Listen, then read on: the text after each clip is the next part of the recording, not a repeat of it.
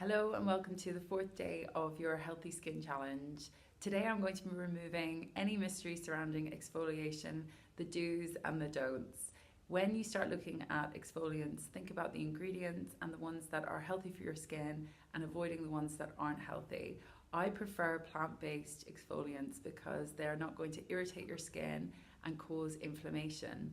When I'm looking at different options, I might start with a scrub if someone's skin is a little bit more oily and if they need help with also removing oil. Now, scrubs in the past were sort of made of, different things like sugar. The apricot scrub everyone was using in the 80s. Things have definitely improved since those times. We now use active ingredients, and these are actually well studied and proven not just to remove the debris from the skin surface, but they also have brightening properties. So they're going to be working in the pigment on your skin. Now, the first option that I like to give someone is Purity Detox Scrub. This has completely spherical poppy seeds in it, so they won't rip or tear the skin surface. And it's actually not a very harsh scrub. It's really, really gentle. So you can just mix a very small amount with water. And as I do that, it's going to foam up. And then I can massage it onto the skin for a few seconds, leave it to dry, and wash it off with water. So you'll see it has this nice sort of like foamy consistency, and it will really get into the pores as well. If you want to strengthen the activity of your scrub, then just mix it with a cleanser. You can mix it in with Purity Clean, which already has 5% lactic in it, or you might go for an oil cleanser if you have a bit of a drier skin. The main thing is to recognize that everyone's skin is different, and the percentage and the sort of strength of a scrub on one person will differ depending on how much oil is in their skin, how thin or thick their skin is. So if you're a person that has a thin, dry skin, then there are other options for you. I wouldn't start with a scrub because I believe that that just may cause your skin to become a little bit more drier. And if you are using a scrub and it has salicylic acid in it, then do remember it does cut through oil. So limit your use to twice a week. If you do use it more than twice a week, you'll find again that your skin becomes a lot drier unnecessarily. After thinking about a scrub, which is a manual scrub, you might start to look a little bit closer at some of your cleansing ingredients. And as I said, lactic acid has so many benefits. It also smooths the skin, but it will brighten and improve the hydration levels as it increases the amount of ceramides that are in your skin. So my favorite is Purity Clean. I'm so predictable. Purity Clean has 5% lactic, as I said before, and I actually use mine as a mask every morning. So I leave it to dry for 3 minutes, and it takes 3 minutes for lactic acid to actually work through the skin's outer barrier and to really give you the benefits, which is why I think sometimes people go a bit wrong with their cleansers. They don't realize that they should be left on the skin, especially if they have active ingredients in them. So Purity Clean is really easy to use morning and evening. If you have got a drier skin, then maybe start out once a week or once a day, and then increase it to twice a day once the other ingredients in your program start improving your hydration.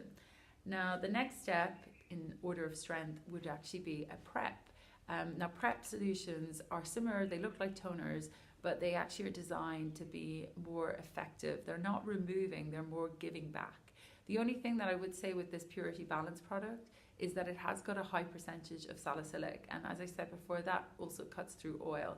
It has antibacterial properties. You don't use it with any cotton wool. You simply just press it into the oilier areas of your face, around the nose, and anywhere that you want your vitamin A to also work more effectively, because Purity Balance will change the pH of the skin.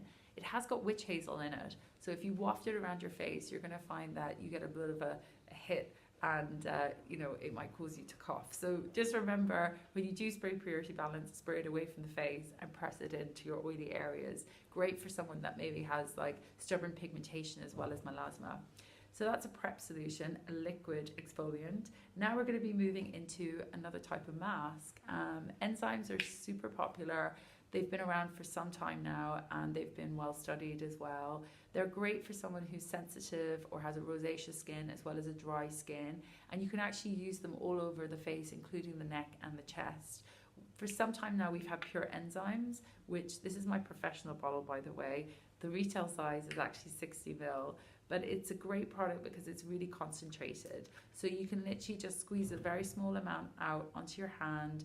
I would usually wash my face before using Pure Enzymes, and then I'd massage it into the skin and I would leave it to dry. So it's got a lovely smell, it's a gel. In this you have lactic acid as well. You've also got antioxidants and you've got enzymes from cranberries, and you just apply it all over and it dries. And again, that gives the skin enough contact and interaction with the lactic acid. You could even leave it on for 15-20 minutes. I know some people out there that have slept in it, which I wouldn't recommend, but it's one of those masks that does all the work for you. So don't always think of exfoliation as having to be physical, where you really need to get in and sort of like scrub your face. There are more advanced ways now of helping your skin release those cells by working really deeply in between the skin cells connections. Finally, we're going to move on to a mask that's really great for oily skin and acne skin. I use this also as a preventative. It's called Clear Mask, and it has got a very high percentage of salicylic. The sulfur in it is what makes it particularly good for people that break out, because it's a very anti-inflammatory ingredient. So you're kind of getting an idea now that like exfoliants aren't just about one key active, they're all about the cocktail. And when you use this mask, what's really good about it is that you can actually use it as an overnight spot treatment as well. So you could probably hear it like bursting out of the packaging. You just spread it onto clean skin, leave it to dry. With this one, don't sleep with it all over your face overnight. Just leave it on a spot and a blemish, and you can wake up the next day and then remove it. I spoke a few weeks ago about how effective it was for removing my blemishes. But if you want something that's sort of a little bit more soothing as well, there are other options in terms of the masks, and I'll be going into how you can use them effectively at home in the next few weeks.